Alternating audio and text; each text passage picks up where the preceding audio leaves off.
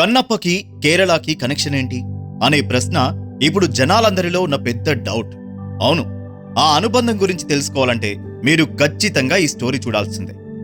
మహాశివ భక్తుడు కన్నప్ప కథ నిజంగా జరిగిందనేది అందరికీ తెలిసిన విషయమే. ఆంధ్రప్రదేశ్ చిత్తూరు జిల్లాలోని శ్రీకాళహస్తిలో కన్నప్ప గుడి ఉంది. తమిళనాడులో కూడా కన్నప్పని 63 మంది నయనార్లో ఒకటిగా కన్నప్ప నయనార్, నేత్ర నయనార్ అని పిలుస్తూ ఉంటారు. తమిళనాడులోని అరుణాచలం, జంబుకేశ్వరులో కూడా కన్నప్పకి ఆలయాలున్నాయని పురాణాలు చెబుతున్నాయి. తెలుగులో తెలంగాణకి చెందిన పాల్కురి సోమనాథుడు, ఆంధ్ర ప్రాంతానికి చెందిన దూర్జటి కన్నప్ప కథని తమ తమ కావ్యాలలో కూడా ప్రస్తావించారు. ఇక తమిళ సంఘం సాహిత్యంలో నయనారుల చరిత్రలో కన్నప్ప గురించి చాలా గొప్పగా చెప్పారు. అలాగే కన్నడంలో కూడా కన్నప్ప కథ గురించి చాలా గ్రంథాల్లో రాశారు. తెలుగులో మొదట రెబల్ స్టార్ కృష్ణంరాజు గారి భక్త కన్నప్ప, కన్నడంలో రాజ్ కుమార్ గారి బేడర కన్నప్ప, శివ మెచ్చిద కన్నప్ప అనే సినిమాలు ఒకప్పుడు ఇండస్ట్రీ బ్లాక్ బస్టర్స్ గా నిలిచాయి.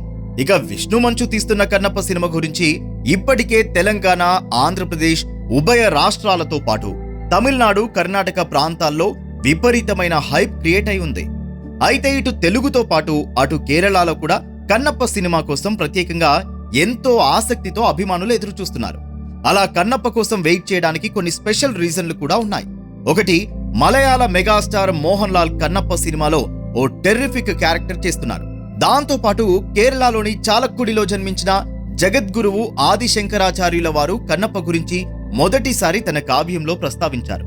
7వ శతాబ్దంలో ఆదిశంకరాచార్యుల వారు శ్రీశైలం సందర్శించినప్పుడు ఆ మహాపుణ్యక్షేత్రంలో కొన్ని రోజుల పాటు అక్కడే ఉండి శివానంద లహరి అనే భక్తి శతకం రాశారు.